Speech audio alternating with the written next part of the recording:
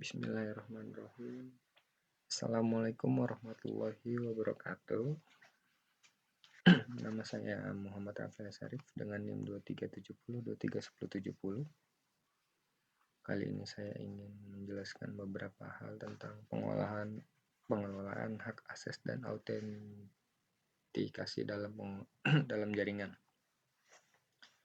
Kita langsung saja lanjut ke slide yang pertama, yaitu ada pengertian dasar. Pengertian dasar dari hak akses yaitu izin pengguna terhadap sumber daya sistem. Hak akses itu bisa mengatur siapa yang boleh mengakses dan memodifikasi data. Dan lalu di sini ada autentifikasi, yaitu proses verifikasi identitas pengguna yang mencoba untuk masuk memang benar-benar pengguna yang sah. Jadi keduanya ini bekerja seperti gembok dan identitas. Jadi kita bisa bilang kayak autentikasi ini KTP-nya dan hak akses ini tutup batasan yang bisa kita lakukan dalam sumber daya tersebut. Lalu di sini ada jenis hak akses. Yang pertama ada read, write, dan execute. Itu berupa dengan berhubungan dengan apa yang bisa dilakukan oleh si pengguna itu sendiri. Lalu ada role based access control atau RBAC. Itu berhubungan dengan peran si pengguna itu tersendiri. Lalu yang ketiga ada attribute based access control, itu yang berhubungan dengan atribut pengguna seperti waktu, lokasi, ataupun perangkat pengguna. Ini membantu membatasi akses sesuai dengan kebutuhan kita.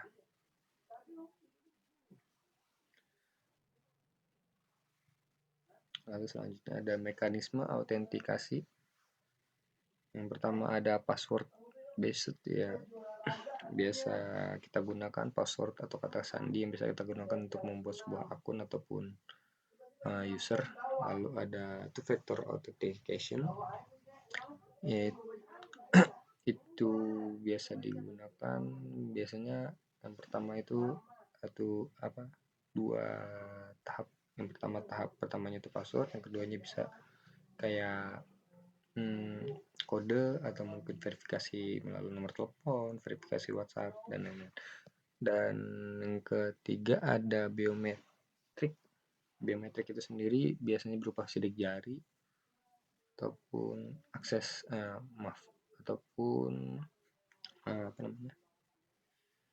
verifikasi muka, biasanya dari situ.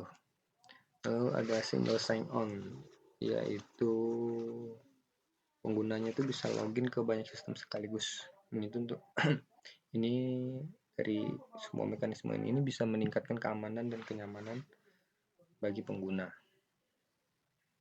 Lalu ada di sini ada protokol autentikasi.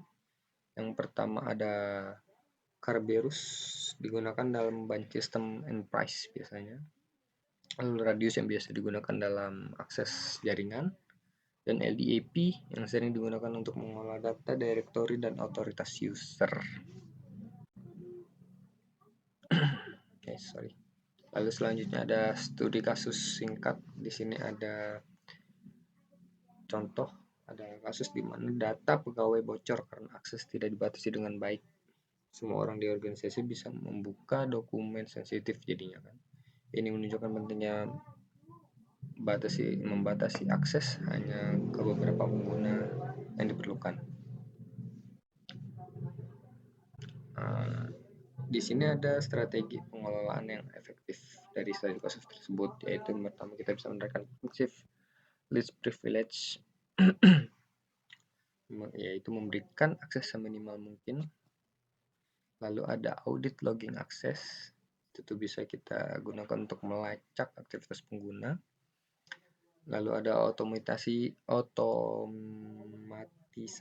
pengaturan hak akses untuk mengurangi human error biasanya